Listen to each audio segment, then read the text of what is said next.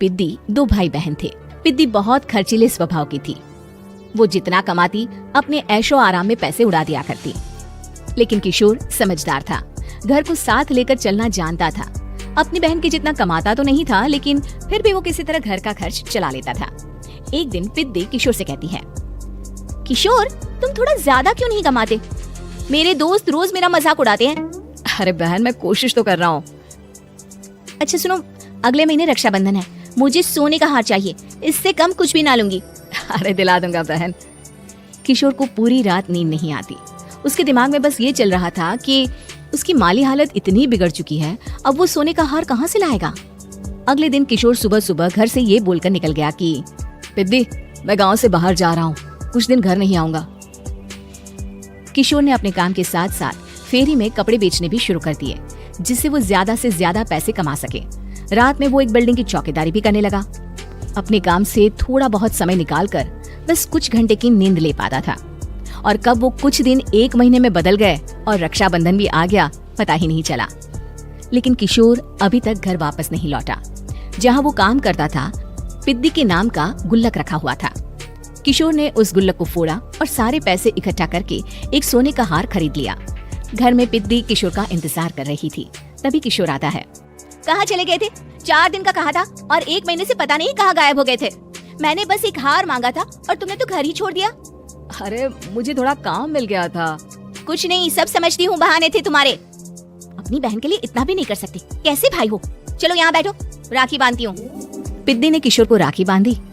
वैसे ही किशोर ने अपनी बहन के हाथ में सोने का हार रख दिया। उसकी खुशी का कोई ठिकाना नहीं था। वो मिठाई खिलाए बिना ही नेकलेस लेकर चली गई और शीशे के सामने अपने गले में हार रखकर देखने लगी। किशोर ने लड्डू उठाया और खुद ही खा लिया। ऐसे कई साल गुजर गए। एक दिन पिद्दी की नौकरी छूट गई। अब वो पूरी तरह किशोर पर डिपेंड हो गई थी। आए दिन किशोर को अपने महंगे महंगे शौक गिनाकर उससे पैसे मांगा करती थी। किशोर कुछ पैसे देना, मुझे पार्लर जाना है। किशोर बिना कुछ बोले उसे पैसे दे देता। ये क्या, 500? अरे इतने में तो मुझे पार्लर में एंट्री मिलेगी बस। अच्छा देता हूँ ना ज्यादा। कैसे भाई हो, अपनी बहन के लिए इतना भी नहीं कर सकते। किशोर ने जेब से 2000 का नोट निकाला और उसे दे दिया। किशोर गरीबी में रह लेता था, लेकिन अपनी बहन को कभी कोई कमी नहीं होने देता था। बेटा, पिद्दी तुम्हारी बहन है, उसे कभी किसी चीज की कमी मत होने देना और उसका ध्यान रखना, क्योंकि भाई का फर्ज होता है अपनी बहन का ध्यान रखना। किशोर ने माँ की कही ये बात हमेशा के लिए याद कर ली थी। शायद माँ की इसी बात की वजह से किशोर पिद्दी की हर जिद पूरी करता चला आ रहा था। किशोर, आज मैं अपने दोस्तों के साथ पार्टी करने जा रही हूँ, मुझे कुछ पैसे दो ना। किशोर पिद्दी को समझाता है, लेकिन पिद्दी नाराज होकर चली गई और अपने कमरे में सुबक सुबक कर रोने लगी। किशोर अपनी जेब से कुछ पैसे निकालता है और पिद्दी को दे देता है। किशोर खुद कभी अच्छे कपड़े नहीं पहनता, लेकिन पिद्दी को राजकुमारी की तरह रखता। पिद्दी के जाने के बाद किशोर अपने काम पर निकल गया। एक तरफ पिद्दी अपने दोस्तों के साथ मस्ती कर रही थी, तो वहीं दूसरी तरफ किशोर पैसे कमाने के लिए कड़ी मेहनत कर रहा था। कुछ और दिन ऐसे ही बीत गए। एक दिन पिद्दी एक लड़के को लेकर घर आई और उसे किशोर से मिलवाया। किशोर, मुझे इस लड़के से शादी करनी है, लेकिन इनके मम्मी पापा बोल रहे हैं कि उनको दहेज में एक कार चाहिए, तभी वो मेरा और पंकज का रिश्ता कबूल करेंगे। लेकिन बहन, कार खरीदना कोई सब्जी खरीदने के बराबर तो नहीं है। अरे कैसे भाई हो तुम, अपनी बहन के लिए इतना नहीं कर सकते? देखो, मैं ज्यादा इंतजार नहीं कर सकती, तुम्हें 1 साल में मेरे लिए कार खरीदनी ही होगी। अच्छा पंकज, एक काम करो, कल तुम अपने माता पिता को घर बुला लो, मैं उनसे तुम्हारे और पिद्दी के रिश्ते की बात कर लेता हूँ। अगले दिन किशोर के छोटे से घर में पंकज और उसके माता पिता आते हैं। बेटा, तुम्हारी बहन ने हमारी शर्त तो बता ही दी होगी। जी बेटा, तुम तो इतने छोटे घर में रहते हो, दहेज कहाँ से लाओगे? मैं अपनी बहन की खुशी के लिए सब कुछ कर सकता हूँ। पंकज और पिद्दी का रिश्ता तय हो जाता है। किशोर अब अपनी क्षमता से 4 गुना ज्यादा काम करने लगता है। सुबह सबके घरों में न्यूज़पेपर फेंकता, दिन में मजदूरी करता और रात में चौकीदारी करता। खूब मेहनत करके किशोर ने अपनी बहन की शादी के लिए पैसे जुटा लिए। उसने अपनी बहन के लिए कार खरीद ली। जब वो पिद्दी के ससुराल वालों से मिलने गया तो उन्होंने किशोर से और पैसों की मांग की। इस बार किशोर हार चुका था। पिद्दी माफ करना, मैं तुम्हारी शादी उस लड़के से नहीं कर सकता। वो लालची लोग हैं, उन्हें सिर्फ पैसों से मतलब है। देखो किशोर, मैं पंकज से ही शादी करूंगी।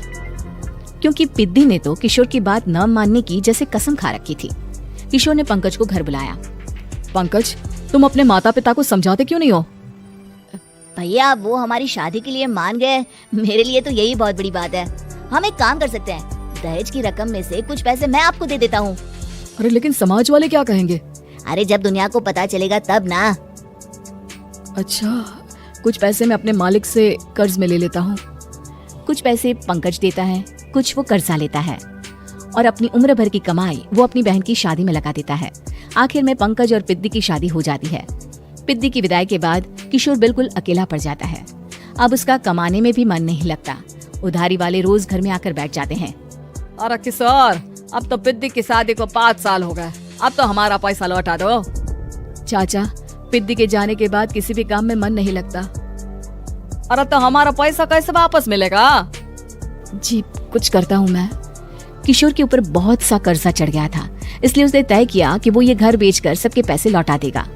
अगली सुबह शहर के किसी साहूकार को उसने अपना घर बेच दिया और सबके पैसे लौटा के वो गांव छोड़कर चला गया। पिद्दी ने शादी के बाद कभी अपने भाई का हाल तक नहीं पूछा। किशोर को फर्क नहीं पड़ता था, बस ससुराल में उसकी बहन खुश है ये जानकर उसे खुद की खुशी मिलती थी और ये सोचकर कि उसने माँ से किया हुआ वादा पूरा कर दिया।